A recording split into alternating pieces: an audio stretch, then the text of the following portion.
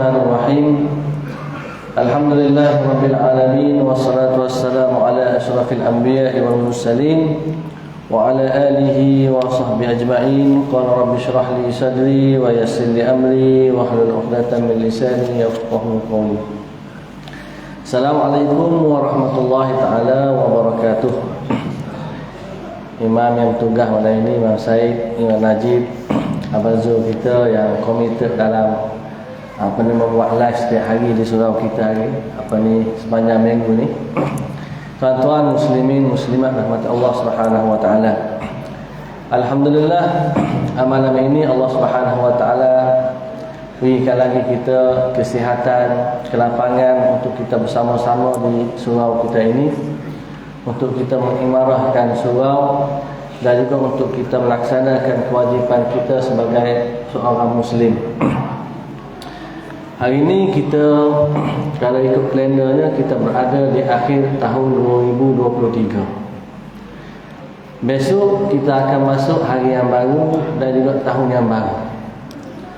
Jadi pada malam ini, sebagaimana tajuk yang diberikan, saya akan berkongsi dengan tuan-tuan satu topik, dan tajuk yang diberikan adalah berkaitan dengan muhasabah diri. Jadi kalau kita di jabatan-jabatan kerajaan ataupun agensi swasta, setiap tahun di hujung tahun biasanya kita akan ada LMPT. Kita akan bagi markah kepada staf-staf kita, dan pada yang sama kita akan buat audit sikit. Kita akan teliti apakah perancangan yang kita telah rancang daripada awal tahun telah kita laksanakan dan berjaya kita lakukan sepenuhnya atau bagaimana. Jadi bila sebut muhasabah, yang pertama sekali bila kita sebut muhasabah ini bahasa Arab dan juga dah jadi bahasa Melayu. Bila kita sebut muhasabah, dia memberi maksud kita ni menghitung, kita memeriksa dan juga kita ni mengkoreksi. Kalau kita sebut muhasabah, kalau kita lihat di dalam kamus dewan, yang dimaksudkan dengan muhasabah ialah introspeksi. Payah nak sebut sikit bahasa dia. Atau perbuatan menilai diri, sama ada fikiran, pendirian dan sebagainya untuk kebaikan diri sendiri. Maknanya bahasa mudah bila sebut muhasabah, dia adalah perbuatan kita menilai diri kita ini, sama ada dari fikiran kita, pendirian kita dan sebagainya. Tujuannya adalah untuk kita untuk perbaiki diri dan juga untuk kebaikan diri sendiri. Jadi bila sebut muhasabah diri, bila tersebut muhasabah diri inilah satu usaha kita menilai keadaan diri kita. Usaha kita, ikhtiar kita untuk menilai diri kita sendiri tentang amalan-amalan yang lalu dan juga penghasilannya. Amalan macam mana, penghasilannya bagaimana, dalam usahanya untuk kita perbetulkan kesilapan dan juga untuk mempertingkatkan sifat-sifat yang terpuji yang ada pada diri kita. Kalau kita lihat di dalam kitab Bimbingan Mukmin, atau dalam bahasa Arab disebut sebagai Mau'izatul Mu'minin, karangan Syekh Jamaluddin Al-Qasimi, iaitu ringkasan daripada kitab Ihya Ulumuddin Ibn Iman Al-Ghazali. Syekh Jamaluddin Al-Qasimi dia sebut, kalau orang yang berniaga, saudagar, dia akan sentiasa membuat audit, dia akan sentiasa buat muhasabah dengan rakan-rakan kongsi dia untuk melihat keuntungan ataupun kerugian yang dia perolehi daripada aktiviti perniagaan yang dia lakukan. Tujuan apa dia buat benda ni? Tidak lain tidak bukan adalah untuk memastikan kelangsungan dan perniagaan, dan juga untuk dia melihat keuntungan, dan kalau ada keuntungan dia akan minta dengan rakan-rakan kongsi dia bahagian dia yang sepatut dia dapat. Dan benda ini tidak lain dan tidak bukan hanyalah untuk kesenangan di dunia ini. Tetapi disebutkan di dalam kitab ini, dia kata Bagaimana boleh seorang mukmin itu dia boleh melepaskan diri dia dengan begitu sahaja tanpa dia bermuhasabah. Dia tak buat penilaian ke atas diri dia, sedangkan penilaian ke atas diri dia ini menentukan kebahagiaan ataupun kecelakaan di akhirat nanti. Dan kecelakaan kebahagiaan akhirat ini bukan sementara, bahkan abadi. Bila kita dah meninggal, di akhirat nanti kita dihidupkan kembali, masa tu kita tidak ada lagi. Jadi kalau orang tercuai, kata Imam Ghazali, sebagaimana Ibnu Qasim dia sebut dalam kitab Mu'jizat, dia kata tidak adalah perkara yang menyebabkan manusia ini berbuat demikian melainkan kerana kelalaian dan juga kerana kurangnya taufik daripada Allah Subhanahu wa taala. Tuan-tuan muslimin muslimat rahmati Allah. Muhasabah diri ni adalah suatu perkara yang perlu kita lakukan. Mana setiap orang dia ni sepatutnya buat muhasabah diri. Dan muhasabah diri ni kita tak tunggu akhir tahun. Kita kena buat sepanjang masa. Dia sebab muhasabah ni dia menyentuh tentang dimensi masa. Nanti kita akan sebut selepas ni bagaimana kita nak muhasabah diri, bila dan apa perkara yang kita perlu muhasabah. Baik.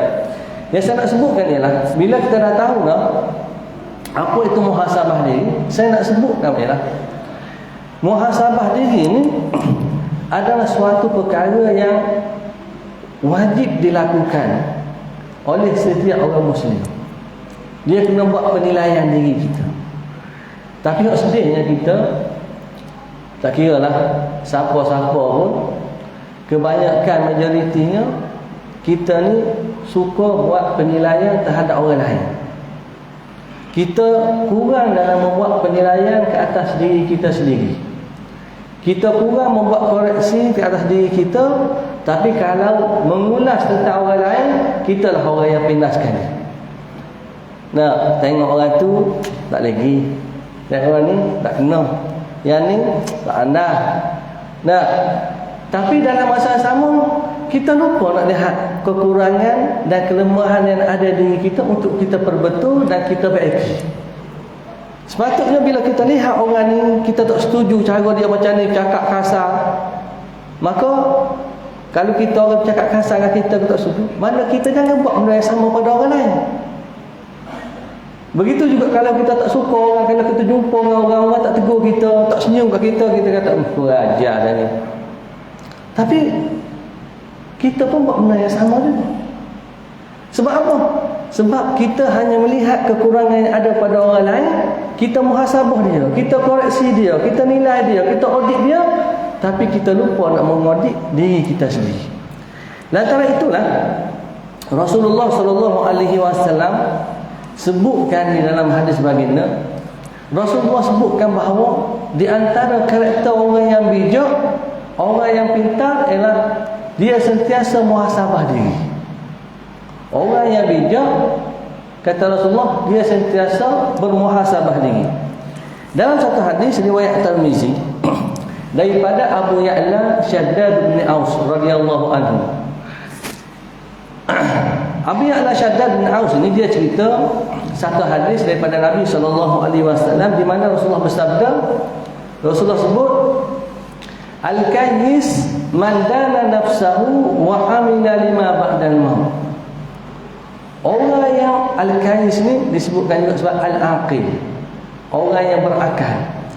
Kalau bahasa kita, orang yang berakal ni, orang yang bijak ni. Orang yang pintar adalah man dana nafsahu wa amila lima ba'dal maut. Orang yang sentiasa bermuhasabah diri, kemudian pada masa yang sama dia membuat amalan sebagai persediaan untuk menghadapi hari selepas kematian. Orang yang bijak, pertama dia muhasabah diri, kemudian dia buat amalan sebagai persediaan, bekalan bila kita mati esok-esok mana ada bekalan bawa. Kemudian Nabi sebut lagi wal ajiz. Al ajiz disebut al-mufrid. Al-mufrid ni orang yang cuai. Kalau bahasa kita mudah, orang bodoh lah. Tak, bukan lebong lah, bodoh. Nak bodoh, lebong lain lah. Orang bodoh, orang yang tak cerdik. adalah manittaba'a nafsahu hawaha wa tamanna 'ala Allah. Orang yang sentiasa ikut telunjuk nafsu dia, pada masa sama wa tamanna 'ala Allah, dia mengharapkan kedudukan yang mulia di sisi Allah, mengharap pengampunan, mengharapkan tempat yang mulia di sisi Allah. Nah, menaruh harapan terhadap Allah, tapi amalan tak buat. Jadi kita berdasarkan hadis inilah bahawa kita dituntut untuk sentiasa muhasabah diri. Sebab karakter orang bijak, dia akan muhasabah diri, kemudian dia buat amalan sebagai persediaan untuk hari selepas pada kematian. Ada satu lagi karakter orang yang pintar, orang yang cerdik, kata Rasulullah. Di dalam hadis lain Nabi sebut Al-Kayyis, satu hadis ni dia panjang sikit. Satu hadis ni seorang lelaki daripada kalangan Ansar. Seorang lelaki daripada kalangan Ansar ni diceritakan oleh Abdullah bin Umar. Abdullah bin Umar ni anak kepada Sayyidina Umar, sahabat Nabi juga. Dia cerita satu hadis, ketika mana Ibnu Umar ni, dia cerita dia bersama Rasulullah, tiba-tiba datang seorang lelaki daripada kalangan Ansar. Mana orang Madinah, mari jumpa Rasulullah SAW.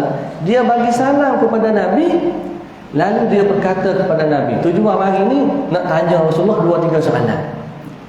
Soalan pertama dia tanya Rasulullah, ya Rasulullah, ayyul mu'minina afdal? Wahai Rasulullah, orang mukmin yang bagaimanakah yang terbaik? Mari tanya ni tempat amal-amal kan? Ya Rasulullah nak tanya, orang mukmin macam mana yang paling terbaik sekali? Lalu Rasulullah bersabda, kan qala ahsanuhum khuluqa, orang yang paling indah akhlak dia. Maknanya orang yang terbaik di kalangan kita ni adalah orang yang ahsanuhum khuluqa, orang yang paling paling indah akhlak dia. Maknanya akhlak terpuji, cantik semua ni, maknanya dia lah orang yang paling hebat sekali. Kemudian tak puas hati lagi dia. Dia tanya lagi Rasulullah, fa ayyul mu'minina aqyas? Wahai Rasulullah, orang mukmin yang bagaimanakah yang paling pintar? Tadi tanya hak terbaik, tanya pula hak cerdik macam mana, hak paling cerdik. Lalu Rasulullah kata, aksaruhum lil mauti dzikra, orang yang paling banyak mengingati mati.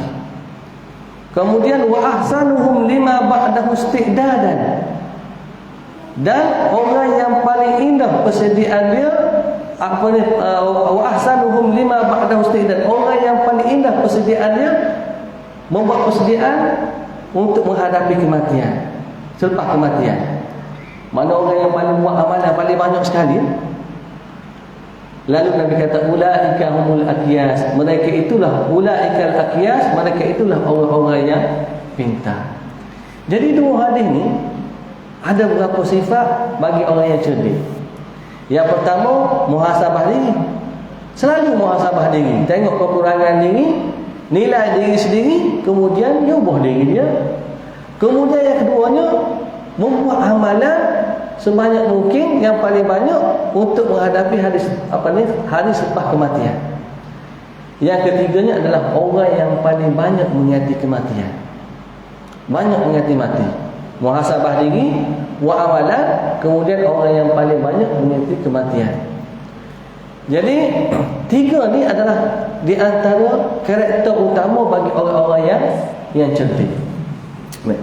Sebab apa Nabi kata orang yang cerdik ni, orang yang banyak mengingati mati, buat amalan dan juga muhasabah ini adalah orang yang pintar?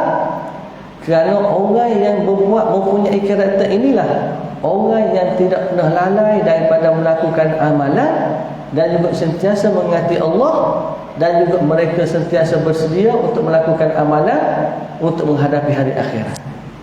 Sebab kalau kita tak ingat mati, kita akan tenggelam dalam kenikmatan dunia dan kita akan terikut-ikut dengan harus dunia.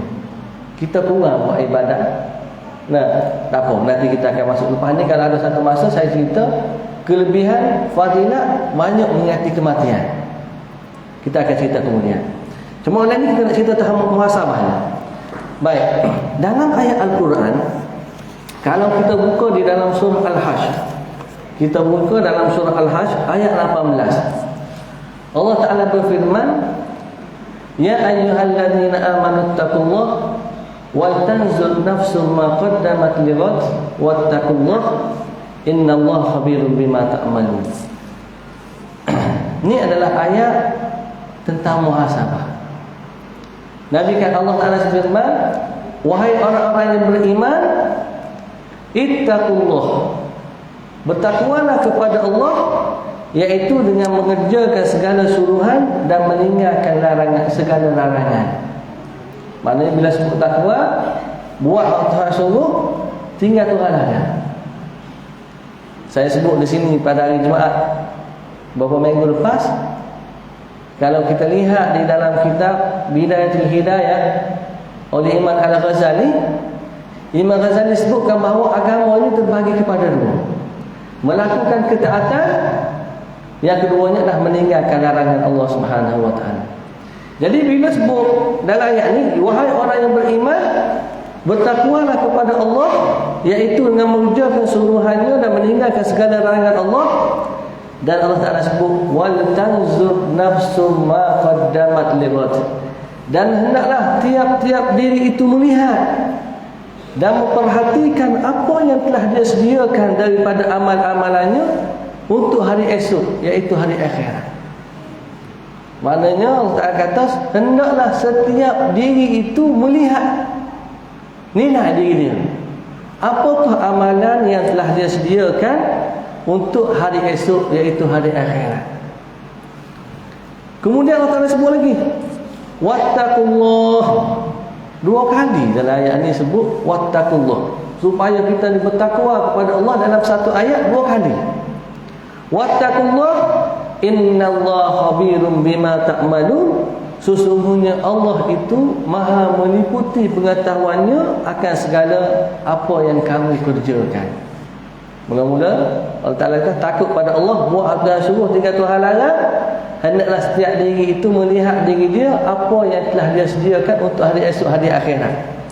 Kemudian Allah Ta'ala ittaqullah, takutlah kepada Allah, dan ingatlah bahawa Allah ini maha meliputi segala apa yang kita mengetahui apa yang kita lakukan.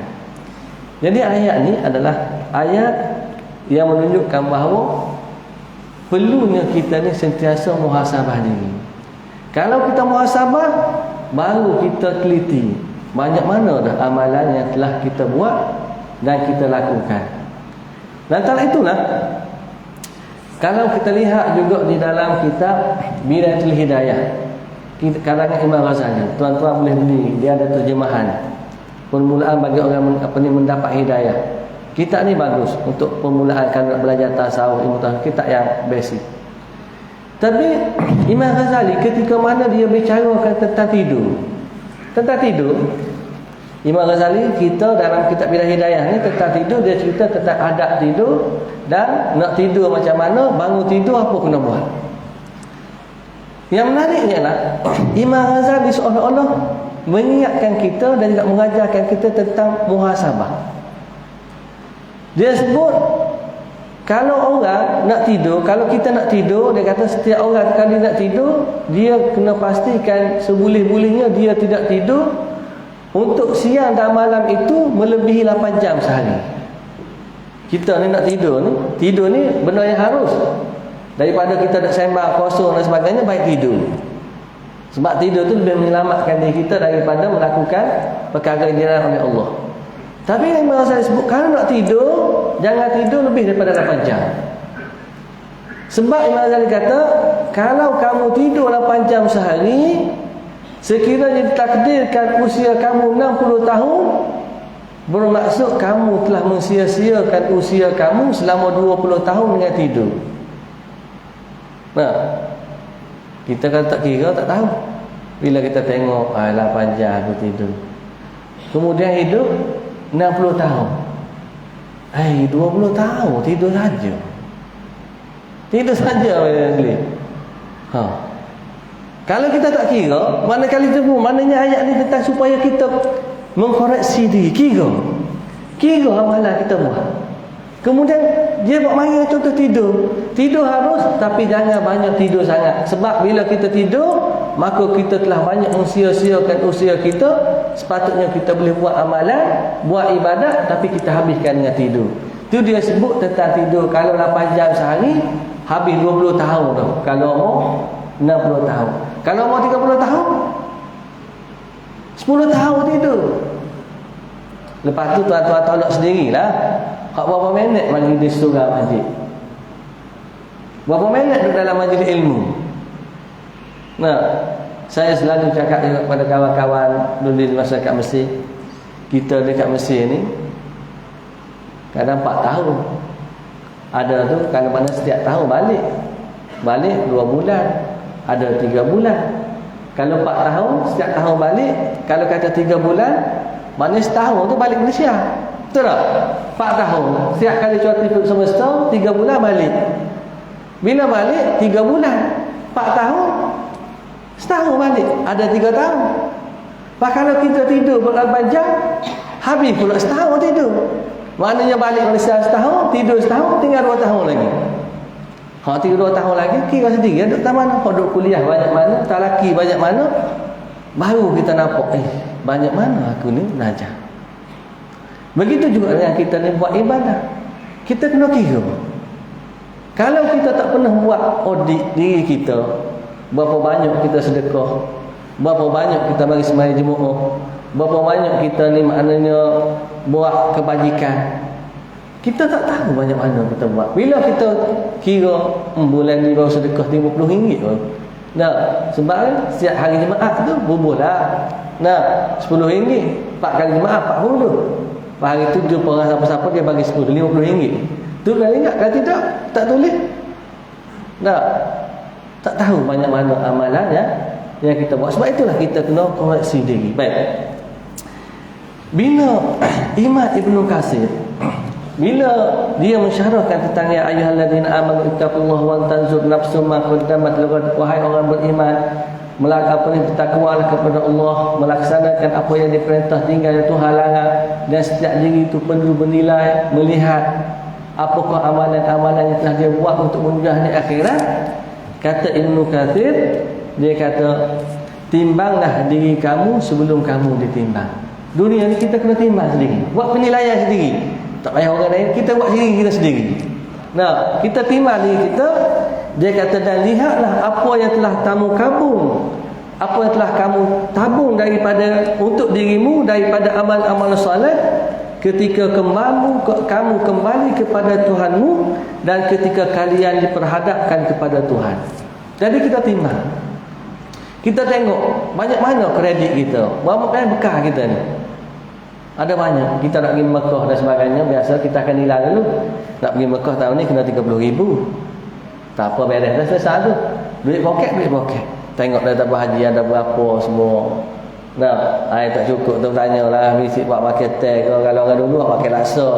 Nak buat pakai teh sebab apa datang orang mari-mari sedekah nak pergi Mekah. Kalau dulu saya tak buat lah kan. Tapi tu apa? Nak cari bekalan lebih sikit.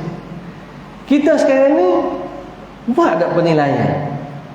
Nah, tak kira kata tuan, saya sendiri pun saya cakap ni tegur diri saya sendiri. Nah, berapa banyak kita buat amalan. Baik. Lalu bila dikatakan demikian, Ibnu Katsir dia datangkan apa yang disebutkan oleh Sayyidina Umar.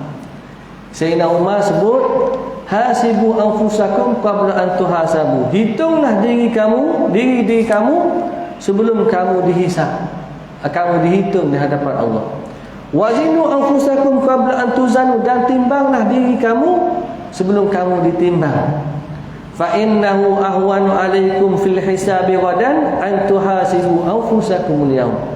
Dia kata sesungguhnya akan ringan ke atas kamu pada hisab di hari akhirat nanti sekiranya kamu telah menimbang diri kamu pada hari ini.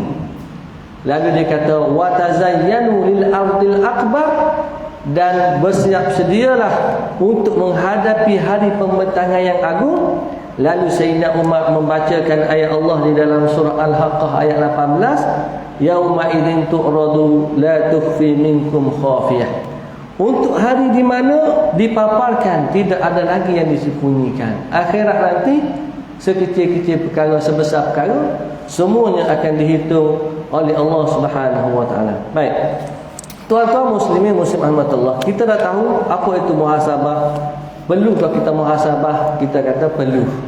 Nah, dalilnya mana? Hadis Nabi dan juga ayat Al-Quran yang telah kita bacakan tadi. Persoalannya ialah kita kena muhasabah ni sebab apa? Sebab apa yang kita ni dituntut supaya bermuhasabah diri ni? Tujuannya apa?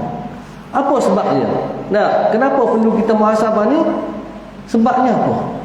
Sebab yang pertamanya disebut oleh para ulama, kita kena muhasabah diri sebab kita ini adalah makhluk yang akan mati.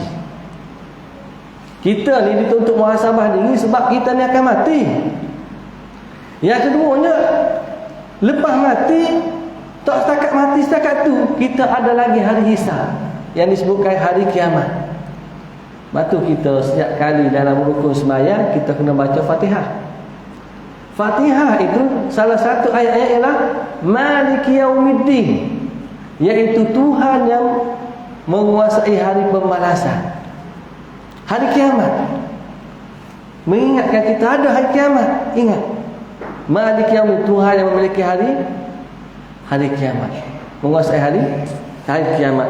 Nah, dan yang ketiganya adalah kerana selepas daripada dihisab, ada lagi syurga, ada neraka. Ada syurga, ada neraka. Dan kita juga dituntut supaya muhasabah, supaya kita ni tidak tenggelam dengan tipu daya dunia.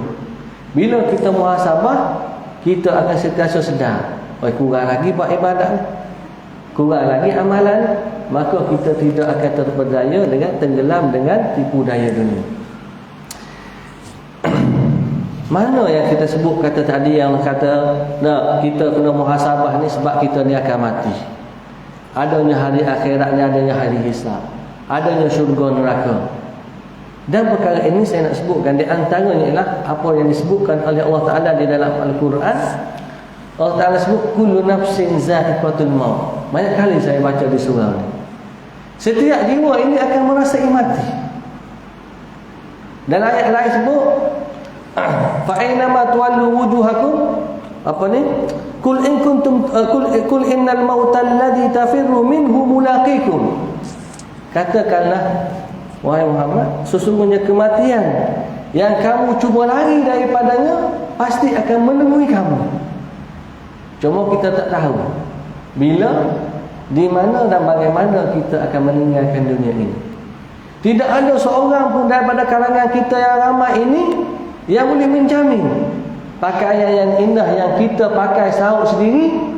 Tak ada seorang daripada kalangan kita boleh menjamin bahawa kita yang pakai, kita yang boleh melucutkan dia. Sebab kematian itu boleh datang dengan tiba-tiba sahaja.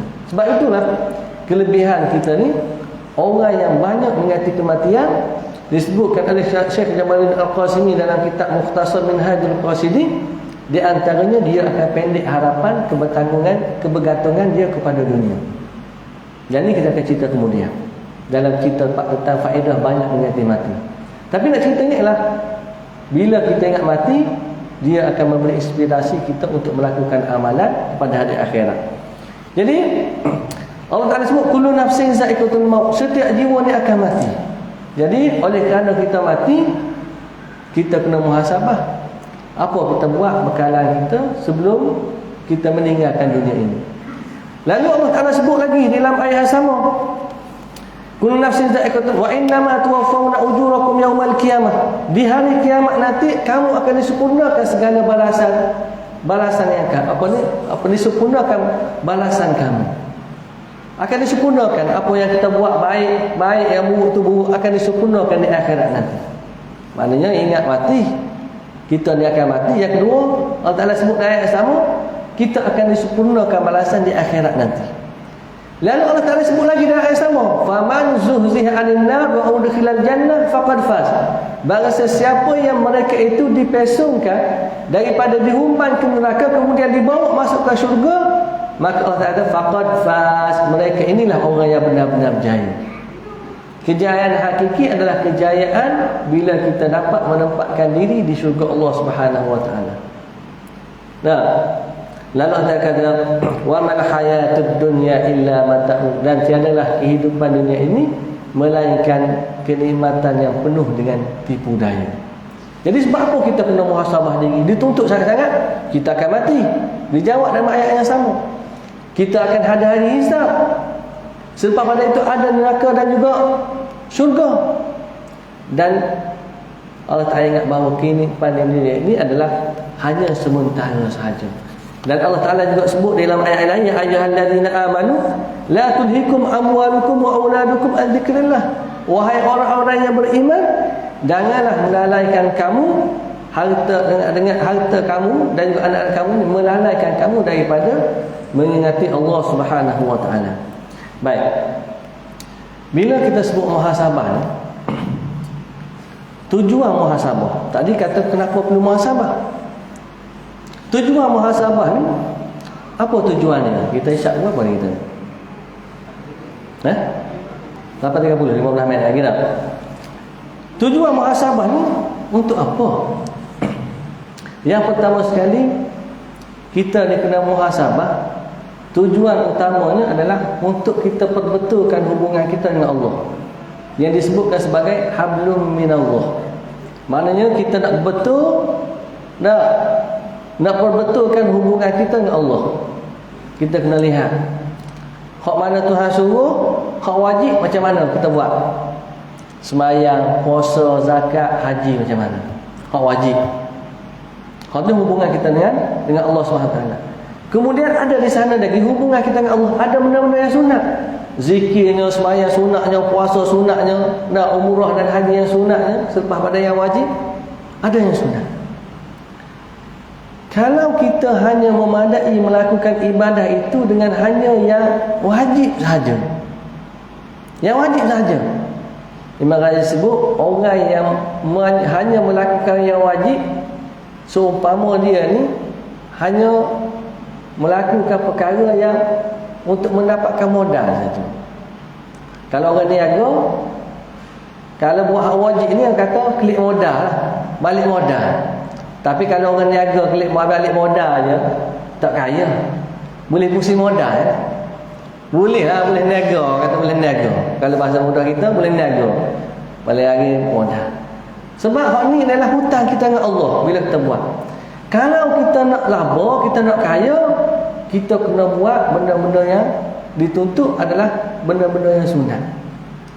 Kena perbanyakkan amalan sunat, supaya amalan sunat ini boleh mengangkat darjat dan kedudukan kita di sisi Allah. Jadi kalau kita niaga, mestilah kena maknanya promosi tinggi sikit, kemudian biar laku banyak, keras sikit, atau ada keuntungan, lagi banyak jualan, banyak keuntungan kita. Kalau kita hanya buat hak banyak wajib saja, orang kata cukup makan. Kalau masuk syurga kan ikut adat kan, maknanya boleh masuk syurga ya lah.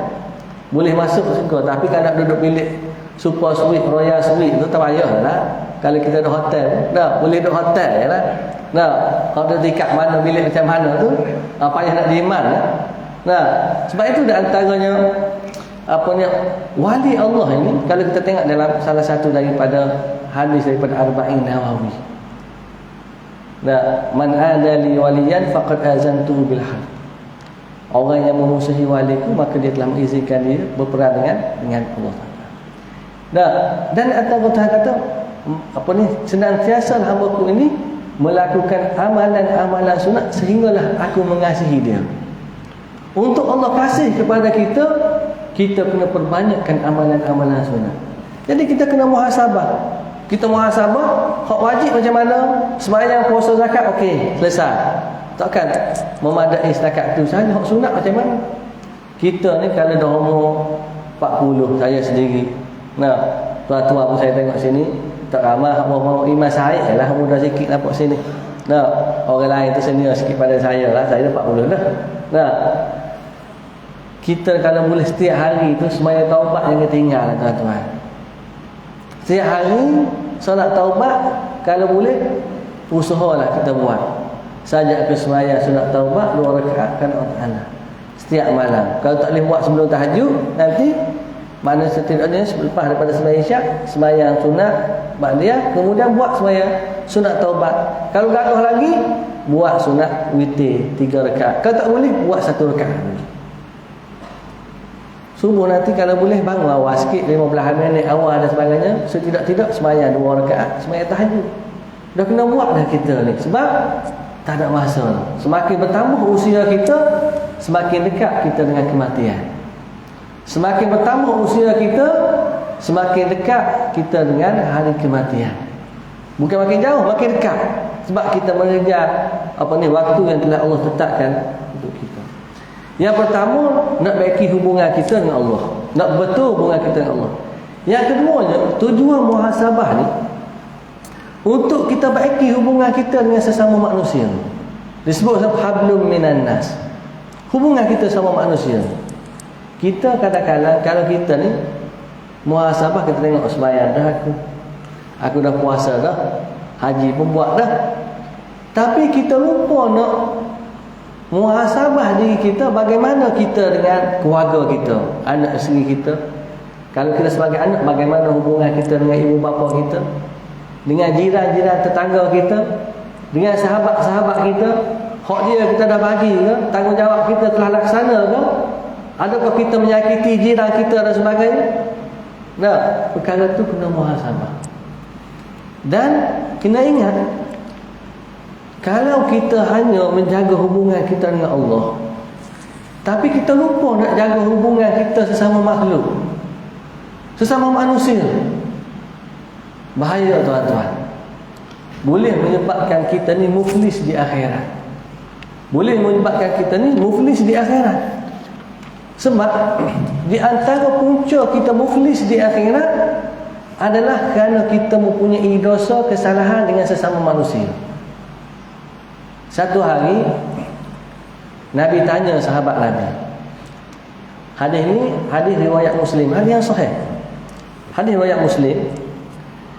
Satu hari Nabi tanya para sahabat, hadis diriwayatkan daripada Abu Hurairah. Nabi tanya sahabat dia, "Atadruna manil muflis?" Kalian tahu tak orang muflis ni macam mana? Kalau bahasa mudah kita kan? Duduk ramai-ramai nak tanya sikit. Tahu tak orang muflis ni macam mana? Kamu tahu tak? Kalau bahasa kita mudah, terjemah mudah-mudah kita. Lalu sahabat bila Nabi tanya, dia jawab. Dia kata, "Al-muflisu fina ya Rasulullah man la lahu dirhama wala dinara wala mata." Kalau orang muflis di kalangan kami ni, Rasulullah, tak ada orang lain lah. Orang yang tak ada dirham, tak ada dinar, tak ada harta benda, orang muflis. Sahabat kata kepada Nabi, maknanya kalau kita kan, kalau orang muflis kan, orang tak ada duit, tak ada harta benda kan, muflis tu. Mak saya tanya lah, kalau duit tak ada, emas lagi tak ada. Nah, tapi kita muflis di dunia ni, kata jangan muflis, duduk rumah banglo, kereta besar, sebab dia yang muflis, tapi dudukan ramu habis dah, anak bini dan sebagainya. Boleh hajah lagi dunia ni, boleh hajah lagi, boleh duduk sedap lagi. Tapi Nabi bila sahabat kata macam tu, Nabi tanya ni supaya nak menarik perhatian para sahabat di antara sebab. Bila sahabat kata orang muflis di kalangan kami ni ya Rasulullah, orang mananya orang yang tidak ada dirham, kalau kita tak ada pitih lah, tak ada emas, tak ada harta benda, itulah orang yang muflis di kalangan kami. Lalu Nabi kata, "Al-muflisu min ummati yaumal qiyamah man ya'ti bi salatin wa siyamin wa zakatin." Nabi kata orang muflis di kalangan umatku ni pada hari kiamat adalah orang yang datang di akhirat nanti membawa pahala yang banyak daripada sembahyang dia, puasa dia, zakat dia. Tapi pada yang sama, wa ya'ti qad syatama al-jihaza. Mari juga bawa banyak dah pahala ni. Sembahyang banyak, puasa banyak, haji banyak, pahala banyak lagi. Tapi dia mari juga akhirat nanti, dia cerca orang ni. Nah, wasyatama haza. Kemudian waqadha haza, tuduh orang ni zina, tuduh orang ni liwat, nak tuduh orang tu macam-macam. Kemudian wa aku mahanga, makan harta ni. Termasuklah Ustaz Ihsan kata, harta faraid pun makan juga adik-beradik. Nah, tapi rasa sedap. Anak tak sedap salah. Harta halal tu. Nah, kena akan dibayar. Wa daraba hazal. Kemudian dia ni menyakiti orang tu. Sakiti tak kira lah sakit dengan fizikal atau sakit hati dengan benda lain. Semuanya bila melibatkan dosa dengan sama manusia akan ditanya di akhirat nanti. Akan dibayar. Lalu Nabi kata fayu'ta hadha min hasanatihi wa hadha min hasanihi, maka diberikan pahala dia ni beri pada orang ni, bagi pada orang tu, bagi orang ni. Bagi belakang okey bawa pahala banyak ni bagi orang lain. Sebab tak selesai di dunia. Duk mengumpat ke orang tak minta maaf. Duk fitnah ke orang tak minta maaf. Kalau orang baik tak kena belaka. Kita seorang yang kena. Orang lain tak betul belaka. Waktu perangai kita tu. Lepas tu bila tahu salah aku ni tapi tak pergi minta maaf kita. Tak pergi minta maaf. Tak apa. Tak minta maaf. Akhirat ni akan diberi pahala. Lalu Nabi kata fa in faniyat hasanatahu qabla an yuqdama alayhi ukhidha min khatayah. Tiba-tiba habis dah pahala dia. Habis dah pahala nak bagi tak boleh dah. Habis dah pahala bawa nak bayar orang habis dah. Tiba-tiba Nabi kata diambil pula kesalahan orang lain tu letak atas dia. Dan nak bayar tak boleh asal tak tahu. Kalau kita kata tak boleh bayar duit, ambil hutang aku lah tak tahu pula. Tak atas dia. Lalu Nabi kata fatarahat alaihi faturihat summa turiha finnar, maka dilepaskan dosa-dosa orang lain tak atas dia, kemudian dia dicampurkan ke dalam neraka. Habis masa lah. Nah, maka dicampurkan dia ke dalam kalangan neraka. Sebab apa? Sebab hubungan sesama makhluk tidak jaga. Kita ni kalau duduk di kijana ni kadang-kadang banyak dosa. Dia tak apa kita sedar. Masuk lift. Nah, orang dah buat kata lift tu, lift bomba untuk barang untuk sampah. Kita masuk sampah dengan lift biasa. Air bocor pula, buat tak tahu. Orang masuk Allah, orang nyumpah kita dan sebagainya. Menyengketi jiran-jiran. Blok parking. Tak minta maaf pula ke orang. Benar-benar tu nampak benda simple. Bila kita melakukan hubungan dosa dengan sesama manusia, dia akan dituntut di akhirat nanti. Kita tak sedar. Nah, kita rasa okeylah. Nah, tak apalah bro, tak apalah, minta maaf lah. Nah, sikit je pun. Tapi benda tu akan dipersoalkan di akhirat nanti. Yang ketiganya ialah nak azan dulu. Azan dulu kejap dah. Azan kita sambung sikit lagi. Nah. Kenapa habis ni?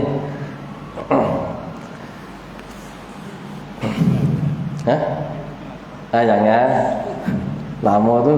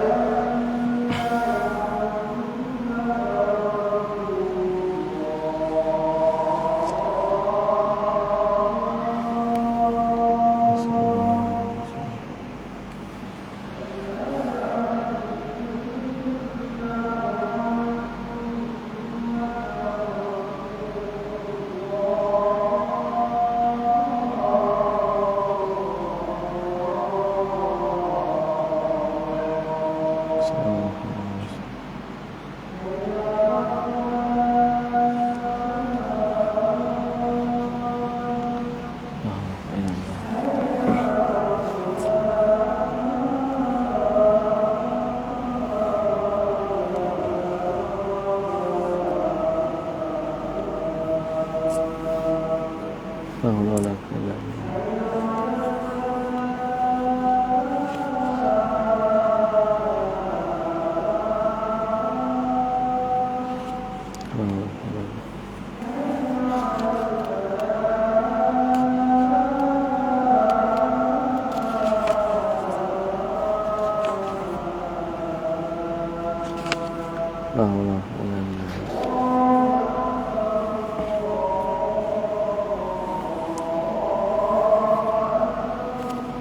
Allahu akbar.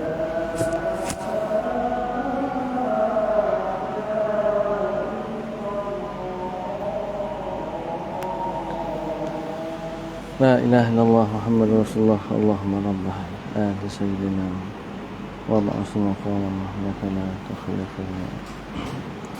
Baik. Maknanya kita tujuan muhasabah ini nak betul hubungan kita dengan Allah. Yang keduanya kita nak baiki hubungan kita dengan sesama manusia. Kalau kita tak betul hubungan kita dengan manusia, dengan isteri kita, dengan anak kita, dengan saudara-saudara kita, adik-beradik kita, dan jiran tetangga kita, dia boleh menyebabkan kita muflis di akhirat nanti. Dan yang ketiganya tujuan kita muhasabah ni adalah untuk perbaiki diri sendiri. Nak betul hubungan kita dengan Allah, yang pertama. Yang keduanya kita nak betul hubungan kita dengan manusia. Yang ketiganya kita nak baiki diri kita sendiri.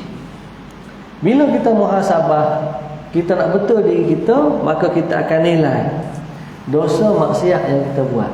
Hari ini aku buat apa benda dosa. Maka kita akan istighfar pada Allah Subhanahu Wa Taala.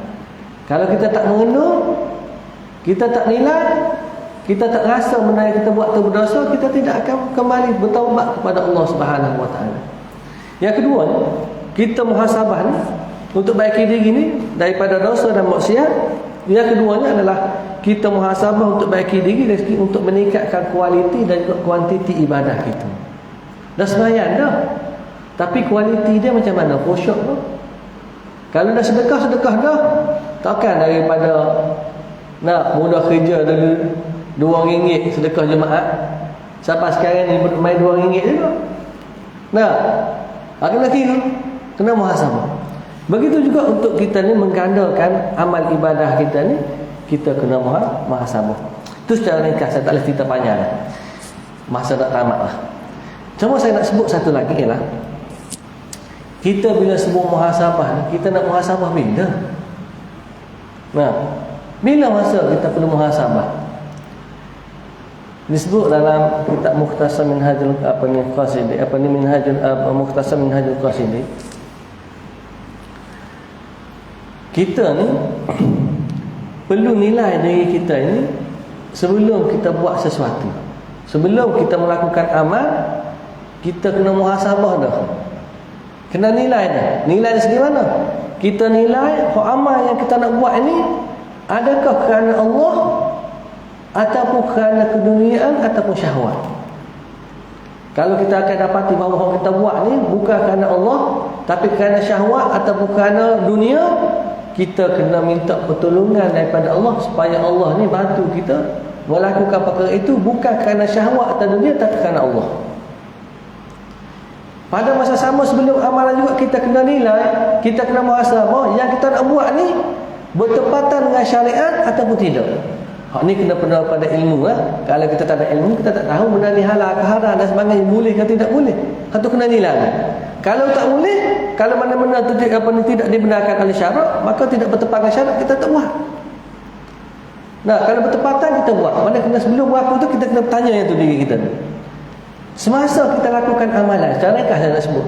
Tadi sebelum kita tengok dunia ke nafsu. Kalau dia nafsu, kita minta pertolongan Allah supaya bantu kita supaya buat ni benda kerana Allah. Dan kita lihat yang kita nak buat ni bertepatan dengan syarak ataupun tidak.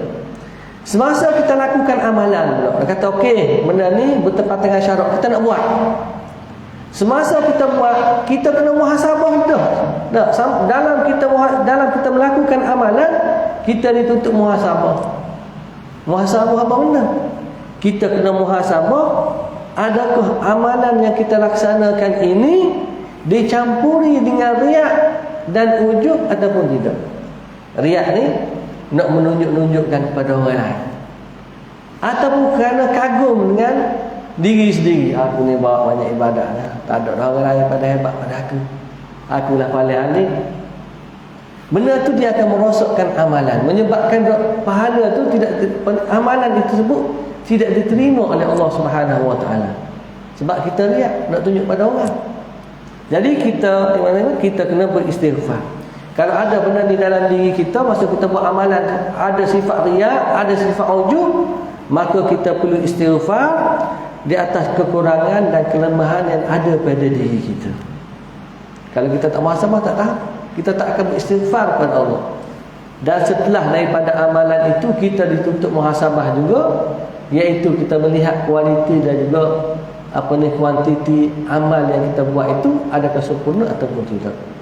Jadi masanya bila sebut tentang muhasabah, dia adalah menyentuh tentang dimensi masa yang telah disebutkan oleh Sahibul Fadhil Sahibul Samahah Mufti 2 hari lepas, iaitu dia tentang masa.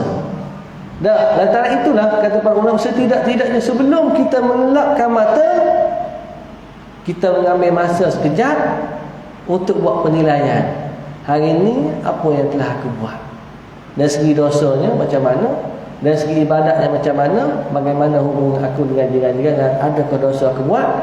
Kalau ada, kita beristighfar kepada Allah dan kita berazam untuk memohon maaf dan minta supaya dimaafkan kepada kita. Baik. Nah, saya nak akhiri kuliah malam ni sebab kita dah banyak masa dah ni. Macam kata ustaz, macam tak saya berhenti, macam tak sekali ni yang dapat kita saya nak sekali-sekali ialah apa yang disebutkan oleh Rasulullah sallallahu alaihi wasallam. Hadis ni pun pernah saya baca di sini, saya masa kuliah Jumaat.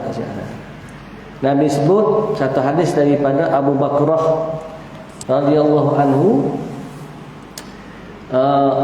Ada seorang lelaki, dia datang jumpa Rasulullah. Dia kata kepada Rasulullah, dia tanya Rasulullah, ya Rasulullah, ayyun nasi khairun, manusia yang bagaimanakah yang terbaik? Hak tadi cerita hak afdal, hak terbaik macam mana, manusia bagaimanakah yang terbaik?